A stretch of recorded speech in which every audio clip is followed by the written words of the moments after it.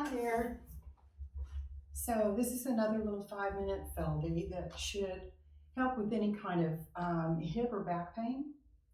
So the idea is about counterbalancing and making sure when we move we have the proper counterbalancing so our muscles and our joints don't have to work so hard.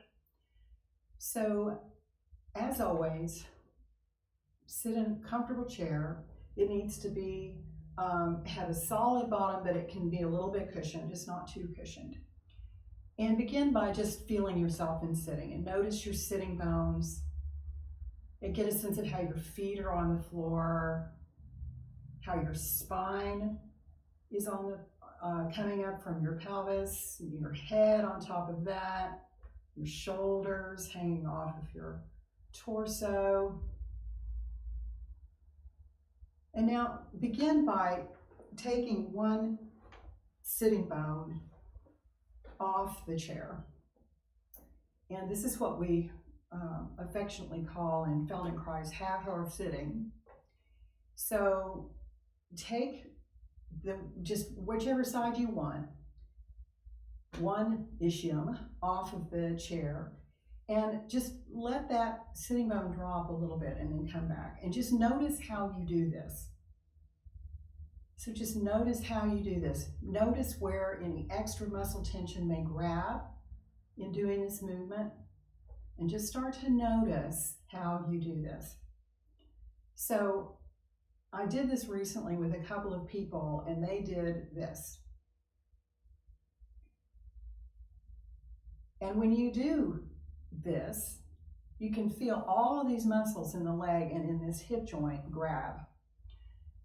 So what we want to do is we want to channel gravity through our skeleton efficiently so that our muscles don't have to work so hard, so that our joints don't get stressed and our ligaments don't get stressed. And the way to do that is to keep your center of gravity over your skeleton. And in this case, it is my right sitting bone in this chair. So when I take this hip off the chair, I want to bend and keep my center of gravity over this right sitting bone. And I think many of you will be amazed at how many of you don't do this. And you don't even have to bend very far, and you don't have to make this movement very big.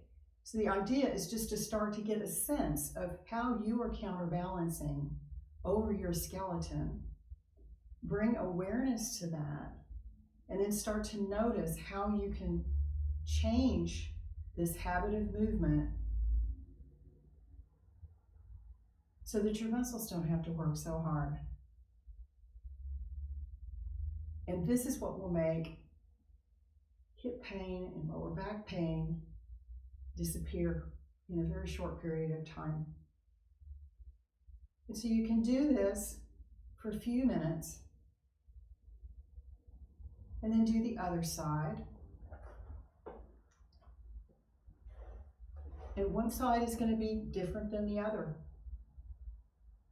But one side always learns from the other side. So once you get the feel of it on one side, the other side will go, oh, okay, I know what you want me to do. And so just feel how the shoulders are tilting, how your head is tilting, how there's a bending right here between the pelvis and the rib cage. And if you can't go very far, that's okay. Just do a small movement. And if this causes you any pain at all, do it so small that it there's no pain or discomfort. And it doesn't matter even if you're just doing it this small. The nervous system can't tell the difference, and the nervous system will pick up on this better way of doing things. And notice that when we do this, I can pick this leg up. But if I do this, I can't pick this leg up. So when I'm centered over my skeleton here, I can pick up my foot, which is the whole point of our walking upright. We have to get our skeleton up get our weight over our skeleton, and then that releases us for forward movement.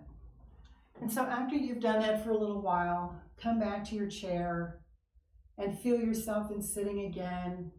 noticing all the benchmarks you did a little while ago, and then just feel if anything's different.